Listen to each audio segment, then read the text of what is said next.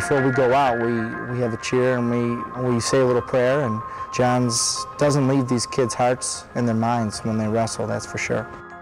It's senior night for the Clarence wrestling team, the final home meet of perhaps the toughest season they've ever had. My whole life you've been told that, God doesn't give you more than you can handle. You just want to go out there and make him proud, and you want to work as hard as he would want you to work. He was the coach, John Vesper, who died of a heart attack last March, 4 days shy of his 41st birthday. Without warning, a team and a family lost their rock. This night marks the end of an 11-month chapter in which a team and a family found their way again. Coach Vesper would definitely be proud. On the team, they all wear the same sweatshirt in memory of John, an act of unity for a coach famous for treating everyone as individuals, a coach who turned the barn next to his house into a makeshift gym for his players. He would have us over and wrestle at his house and have us over for dinner. We got to know his family and everything. A lot of these kids, John was that person that really stepped up and was like a father figure to them. Only fitting, then, that he brought those same values to his own family, his 3 kids and his wife, Jan. We met in 7th grade. He used to cheat off of me in school. He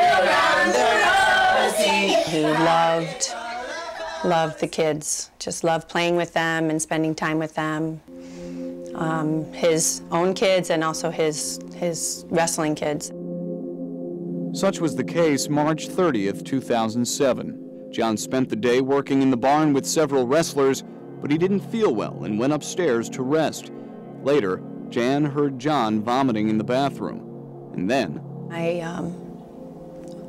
went to check on John in our room, and he was on the floor. An apparent heart attack. An ambulance took John to the hospital. I kept talking to him and yelling at him and telling him we needed him, and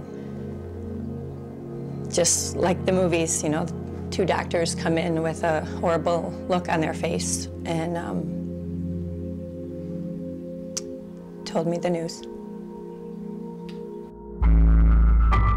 In the days that followed, a community in mourning. I haven't been the same since that day, and probably never will be. You hear people use the word shock. I would say this building was in shock for a couple of days.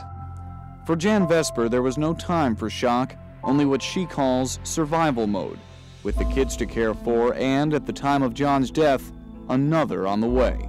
I was 11 weeks pregnant, and for about 24 hours after John died, I think I was angry that I was pregnant. This poor baby will never see her daddy. It forced me to, eat and to try and take care of myself, and for the baby and for John, knowing that there was a part of him growing inside of me. At a time of conflicting emotions, one thing became clear: the community would cope together. In August, friends organized a golf tournament in John's name to help set up funds for his children. Meanwhile, on the mat, the wrestlers began a new season with an unlikely new coach, a 23-year-old from Rochester named Jason Chase. They were coming off a really hard time, and I didn't really know what to expect when I got in the room. There were times when I would be like, oh, John would never make us do this, and this I don't understand why we're doing this. But with time and sensitivity, a team reemerged. In line behind its new coach, he just took over the leadership role, and he made us comfortable. While still pushed forward by its old one. I've had him since I was a freshman. And it's just like you just want to still do well for him even though he's not there. Now on senior night, you see all the elements of a community that is forged ahead by leaning on each other. On the mat, a wrestling team reaching new heights in the record column. Can't give up, let's go, keep going!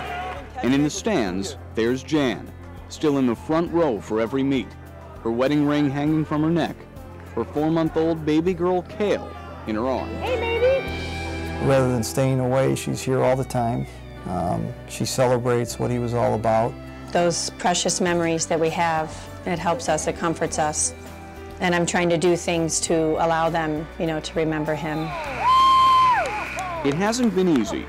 But as the Clarence gym empties for the final time, perhaps it's a scripture verse from baby Kale's birth announcement that describes what John Vesper's family and community have done this year. You have turned my mourning into dancing. Matt Pearl, Channel 2 News.